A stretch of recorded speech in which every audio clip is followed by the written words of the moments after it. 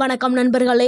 நமக்குள்ள பலருக்கும் 60 வயசுக்கு மேலே வந்ததும் என்ன பிரச்சனை வரும் தெரியுமா? சோர்வு ஏற்படும், மூச்சு திணறல் வரும், முகத்தில் பளபளப்பு தன்மையே இருக்காது, கைகளை பார்த்தா அப்படி வெண்மையாக இருக்கும். இதுக்கு எல்லாமே காரணம் என்னன்னா ரத்த சோகங்க. அதாவது நம்ம உடம்புல ரத்தம் இல்லாததுக்கான ஒரு அறிகுறி தான். அதை நம்ம என்ன சொல்லுவோம்னா அனிமியா அப்படின்னு நம்ம சொல்லுவோம். அதாவது ஹீமோகுளோபின் குறைவாக இருக்கிறத நம்ம அனிமியா அப்படின்னு சொல்லுவோம். தமிழில் ரத்த சோகைன்னு சொல்லுவோம். இன்றைக்கி இந்த வீடியோவில் மருந்து மாத்திரை இல்லாமல் நம்ம வீட்டில் இருக்கக்கூடிய உணவுலையே நம்ம எளிமையாக நம்ம ரத்தத்தை வேகமாகவே கூட்டலாம். அது ஒரு சூப்பரான ஒரு 4 உணவு தான். அது என்ன உணவுங்கிறத நான் சொல்ல போகிறேன். ஸோ இந்த வீடியோவை ஸ்கிப் பண்ணாமல் ஃபுல்லாக பாருங்கள். உங்கள் வீட்டில் 60 வயசுக்கு மேலே இருக்கிறவங்க இருந்தாங்கன்னா இந்த வீடியோவை அவங்களுக்கு ஷேர் பண்ணுங்கள். இது மிகவும் அவங்களுக்கு பயனுள்ளதாக இருக்கும். இது 60 வயசுக்கு மேலே இருக்கிறவங்களுக்கு மட்டும் இல்லைங்க, எல்லா வயதினருக்குமே யூஸ் பண்ணக்கூடியது தான் இந்த உணவுகள். அதாவது எல்லாருக்குமே ரத்தத்தை வேகமாக பல மடங்கு அதிகரிக்க செய்யக்கூடிய உணவுகளை தான் பார்க்க போகிறோம். முக்கியமாக நம்ம சின்ன வயசில் உள்ளவங்களுக்கெல்லாம் நம்ம ஏதாவது சாப்பிட்டோம்னா உடனே ரத்தம் ஊறிடும். ஏஜானவங்களுக்கு ஊறுறதுக்கு டைம் எடுக்கும். ஸோ அதனால தான் நாம் முக்கியமாக 60 வயசை நம்ம மென்ஷன் பண்ணி சொல்கிறோம். ஸோ அது என்ன உணவுங்கிறத பார்க்கலாம்.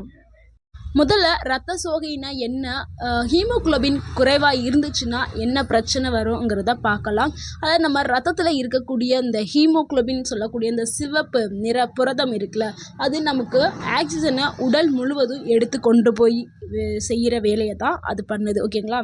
நம்ம உடலில் காலிலேருந்து தலை வரைக்கும் நம்ம ஆக்சிஜன் நம்ம உடலுக்குள்ளே போகணும்னா அதுக்கு என்ன வேணும்னா அந்த சிவப்பு கலரில் இருக்கக்கூடிய ஹீமோகுளோபின் சொல்லக்கூடிய அந்த புரதம் நமக்கு முக்கியம்.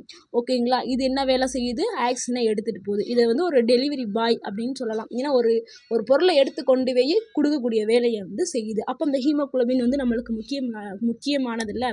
அது குறைஞ்சிருச்சுன்னா நம்மளுடைய உடம்பு எந்த வேலையுமே செய்ய முடியாமல் போயிடும். ஓகேங்களா? அதனால தான் ஹீமோகுளோபின்ங்கிறது ரொம்ப ரொம்ப முக்கியம். நார்மலாக ஹீமோகுளோபின் லெவல் எவ்வளோ இருக்குங்கிறத பார்க்கலாம். பெண்களுக்கு 12 முதல் 15 GL/DL வரைக்கும் இருக்கணும். ஆண்களுக்கு 13 முதல் 17 G/TL இருக்கணும். அதுக்கு கீழே போச்சுன்னா என்ன ஆகும்னா ரத்த சோகை ஏற்படும். அது முக்கியமாக சோர்வு ஏற்படும், மயக்கம் வரும், இதய துடிப்பு அதிகமாகும், மூச்சு குறைவாக விட செய்யும், முடி கொட்ட ஆரம்பிக்கும். இந்த மாதிரியான பல பிரச்சனைகள் நமக்கு வர ஆரம்பிக்கும். ஸோ இதனால தான் ஹீமோகுளோபின்ங்கிறது நம்மளுக்கு ரொம்ப ரொம்ப முக்கியமான ஒன்று. ஹீமோகுளோபினை வேகமாக கூட்டக்கூடிய 4 சக்தி வாய்ந்த உணவுகளை தான் நம்ம இப்போ பார்க்க போகிறோம். அதில் முதலாவதாக இருக்கக்கூடியது சத்து நிறைந்த சுண்டலுங்க. அதாவது நம்ம கொண்டைப்பயிறுன்னு சொல்லுவோம்ல, அதில் முக்கியமாக கருப்பு கலரு கொண்ட கடலைங்க. இதில் அயன் இருக்குது, புரோட்டீன்ஸ் இருக்குது, போலேட் இருக்குது. இது எல்லாமே சேர்ந்து இருக்கிறதுனால இது ஒரு நம்ம சூப்பர் காம்பவுண்ட் சொல்லலாம். குறிப்பாக நம்மளுக்கு ப்ரௌன் கலரில் இருக்கிறதும் அதாவது பிளாக் கலரில் இருக்குல்ல, அதாவது கருப்பு கலர் சுண்டல் தான் நம்மளுக்கு ரத்தத்துக்கு மிகவும் நல்லது. ஸோ முடிஞ்ச அளவு நிறைய பேர் என்ன பண்ணுவாங்கன்னா வெள்ளை சுண்டல் தான் விரும்பி சாப்பிடுவாங்க. அது மாவு மாதிரி இருக்கும் அப்படின்னு சொல்லிட்டு சாப்பிட்றதுக்கு நல்லா இருக்கும்னு வாங்குவாங்க. ஆனால் அந்த வெள்ளை சுண்டலில் சத்து கம்மியாக தான் இருக்குது. கருப்பு சுண்டலில் தான் சத்து அதிகமாக இருக்குது. நம்மளுக்கு தேவையான ரத்தத்தை அதிகரிக்கிறதுக்கு கருப்பு சுண்டல் தான் ரொம்ப முக்கியமானது. ஸோ முடிஞ்ச அளவு கருப்பு சுண்டலை வாங்கி நம்ம உணவில் சேர்த்துக்கிறோம்.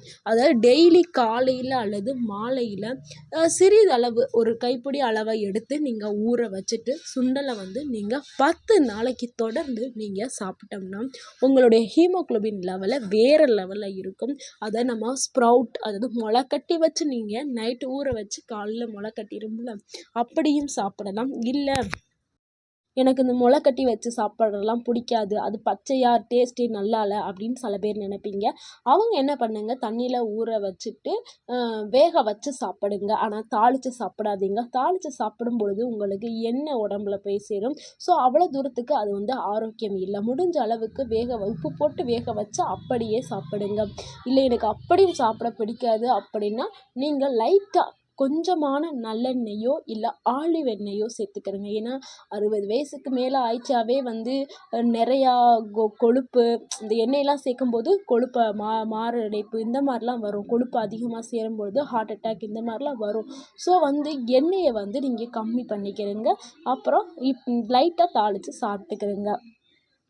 இந்த சுண்டலை நம்ம அப்படியே சாப்பிடாம கொஞ்சம் எலுமிச்சம்பழம் சாறு லைட்டாக புழிஞ்சு விட்டு நீங்கள் சாப்பிட்டீங்கன்னா உங்களுக்கு விட்டமின் சி சேர்ந்து அயன் வந்து உங்கள் உடம்புல வேகமாக சேர்றதுக்கு உங்களுக்கு உதவி பண்ணும். அடுத்து 2வது உணவு என்னென்னா கருப்பட்டிங்க. கருப்பட்டி சேர்த்த அது கூட சேர்த்து குடிக்கக்கூடிய கூல்ட்ரிங்க்ஸ், அதாவது நம்ம வீட்டில் ஏதாவது செஞ்சு நம்ம தயாரித்து அந்த கூல்ட்ரிங்க்ஸில் நம்ம கருப்பட்டி சேர்த்து குடித்தோம்னா ரொம்ப நல்லது. கருப்பட்டி வந்து நம்மளுடைய ரத்தத்தை வந்து சுத்திகரிக்க பயன்படும். சரிங்களா? கருப்பட்டி இல்லைன்னா பனை வெல்லம்னு சொல்லுவோம். அது வந்து ரொம்ப வந்து நம்மளுக்கு நல்லது. அதாவது நம்ம சர்க்கரையே நம்ம யூஸ் பண்ணக்கூடாது. முக்கியமாக வயது முதிர்ந்தவர்கள் சீனி, அதாவது வெள்ளை கலரில் இருக்கிற ஜீனி, இந்த ஜீனி வந்து உங்களுக்கு பாய்சன். ஸோ இந்த ஜீனியை நீங்கள் எடுத்துக்கிறத தவிர்க்கணும். ஒன்று நாட்டு சர்க்கரை எடுத்துக்கிறங்க, இல்லைன்னா நாட்டு சர்க்கரை கிடைக்கல நாட்டு சர்க்கரை இருந்துச்சுன்னா எடுத்துக்கிறங்க, அப்படி இல்லைன்னா கருப்பட்டி. ஆனால் எல்லாத்தோடையும் பெஸ்ட்டு கருப்பட்டி தான். இதை நம்ம என்ன சொல்லுவோம்னா அதாவது பால்ம் ஜாங்கிரி, இது வந்து பனை வெல்லம்னு நம்ம சொல்லுவோம். இது வந்து அந்த காலத்துலலாம் இதைத்தான் நம்ம முன்னோர்கள் வந்து பயன்படுத்தி வந்து அவங்க வந்து ஆரோக்கியமாக இருந்தாங்க. ஆனால் இப்போல்லாம் வந்து இது நம்ம கண்ணுக்கே அவ்வளோ தூரத்துக்கு கிடைக்க மாட்டேங்குது. இது ரேர் ஆயிடுச்சு. நம்மளுடைய முன்னோர்களுடைய ஆயிலுக்கு இந்த கருப்பட்டியும் ஒரு காரணம் சொல்லலாம். ஏன்னா கருப்பட்டி வந்து ரத்தத்தை சுத்திகரித்து நம்மளுடைய ரத்த அளவை அதிகரிக்கிறதுக்கு பயன்படுது. நம்ம ரத்த ஊட்டத்தை ஊக்குவிக்கிறதுக்கு அந்த சக்தியை வந்து கொடுக்குற தன்மை கருப்பட்டியில இருக்குது. அதனால நீங்கள் எந்த கூல்ட்ரிங்க்ஸுமே நல்லா தயாரிக்க முடியாது, செய்ய முடியாதுன்னா நீங்கள் எதுவுமே பண்ண தேவையில்லை. காலையில் எந்திரிச்சோன்னா சுடுதண்ணி வைங்க. ஒரு கிளாஸ் சுடுதண்ணி வச்சுட்டு கருப்பட்டி கொஞ்சம் எடுத்து அந்த சுடுதண்ணியில் கரைச்சி அப்படியே கருப்பட்டி தண்ணியை குடிச்சிருங்க. உங்களுக்கு அவ்வளவு பயனுள்ளதாக இருக்கும். இதை நீங்கள் டெய்லி குடிச்சிட்டு வந்தீங்கன்னா இது வந்து ஒரு நேச்சுரல் அயனுங்க. அயனும் மினரலும் சேர்ந்தது. உங்களுக்கு வந்து இந்த பனை வெல்லம், இந்த கருப்பட்டி வந்து இயற்கையாக உங்களுக்கு வந்து கடவுள் கொடுத்த ஒரு வரம். இது நம்ம சாப்பிட்டோம்னா ஹீமோகுளோபின் வந்து அப்படி டக்குன்னு உயர செய்யும். ஸோ வந்து ஹீமோகுளோபின் எளிமையாக உயர்த்தக்கூடிய ஒரு இதுனா இந்த கருப்பட்டி தாங்க. ஸோ இந்த கருப்பட்டியை நீங்கள் டெய்லி காலையில் வெறும் சுடுதண்ணியில் கரைச்சி குடிங்க. அவங்களுக்கு ஒரு வாரத்தில் ரிசல்ட் வந்து நல்லா தெரியும். நீங்கள் ஆரோக்கியமாக இருப்பீங்க. அடுத்து கீரை வகைகள்ங்க. முருங்கைக்கீரை, அரைக்கீரை, அதாவது க்ரீன் கலரில் இருக்கிற எல்லா கீரையுமே நல்லது. முக்கியமாக முருங்கைக்கீரையில் வந்து நிறையா அயன் வந்து இருக்குது. ஸோ முடிஞ்ச அளவு உங்களுக்கு கீரைகள் எந்த கீரை கிடைச்சாலுமே நீங்கள் எடுத்துக்கிறங்க. அதுவும் கிராமங்கள்லாம் முருங்கைக்கீரைலாம் ஈஸியாக கிடைக்கும். ஸோ முருங்கைக்கீரையை நீங்கள் ரொம்ப எடுத்துக்கிறது ரொம்ப நல்லது. ஏன்னா அதில் அயன் சத்து இருக்குது, விட்டமின் B12 இருக்குது, ஃபோலேட் இருக்குது, கால்சியம் இருக்குது. எல்லா சத்துமே வந்து முருங்கைக்கீரையில் இருக்குது. அதே மாதிரி அரைக்கீரையிலையும் இருக்குது. 2 கீரையுமே எந்த கீரை கிடைச்சாலுமே விடாதீங்க. இந்த கீரைகள் எல்லாத்தையுமே வந்து கூட்டு வச்சு சாப்பிடுங்க, சூப்பு வச்சு குடிங்க. அதுவும் இந்த பசலைக்கீரையெல்லாம் வந்து சில ஏரியாவில் தான் கிடைக்கும். அது எல்லாமே ப்ரோட்டீன்ஸ் வந்து அதிகமாக இருக்குது. ஸோ அதை எல்லாமே நீங்கள் கீரையை டெய்லி எடுத்துக்கிறது அவ்வளவு நல்லது. முக்கியமாக கீரை கூட வந்து நம்ம விட்டமின் சி உள்ள உணவுகளை நம்ம எடுத்துக்கிற பொழுது அதில் இருக்கக்கூடிய அந்த இரும்பு சத்து வேகமாக நம்ம உடலில் போய் சேர்றதுக்கு உதவி பண்ணும். விட்டமின் சி சேர்க்க சொல்கிறாங்களே, எப்படி கீரையில் போய் விட்டமின் சி உணவை சேர்க்குறது? அதாவது விட்டமின் சி உணவு என்னென்னா எலுமிச்சம்பழம், நெல்லிக்காய், தக்காளி. இது நம்ம எலுமிச்சம்பழம், நெல்லிக்காய் போய் நம்ம கீரையில் சேர்க்க முடியாது. கீரை கூட்டு வச்சோம்னா நம்ம தக்காளி போட்டு சேர்த்துக்கலாம். இல்லைங்க நான் அதாவது கீரை வந்து பொரியல் பண்ணுறேன், ஸோ அதில் நான் தக்காளி சேர்க்க மாட்டேன், எனக்கு பிடிக்காது அப்படின்னு இருக்கவங்க என்ன பண்ணா, கீரை சாப்பிட்றீங்களா, எப்போல்லாம் கீரை சமைச்சு சாப்பிட்றீங்களோ, எந்த கீரையாக இருந்தாலும் எப்போல்லாம் சமைச்சு சாப்பிட்றீங்களோ, கீரையை சாப்பிட்டு முடிச்சதுக்கு அப்புறம் என்ன பண்ணுங்கள், எலுமிச்சம்பழத்தில் ஜூஸ் போட்டு குடிச்சிருங்க. அப்படி நீங்கள் குடிச்சிட்டிங்கன்னா அந்த கீரையில் இருக்கக்கூடிய அந்த இரும்பு சத்து இருக்குல்ல, அது ஃபுல்லாக அந்த ஃபுல் சத்தும் நம்ம உடலில் வந்து உறிஞ்சுற மாதிரி இந்த லெமன் போய் பண்ணும், இந்த எலுமிச்சம்பழம் போய் பண்ணும்.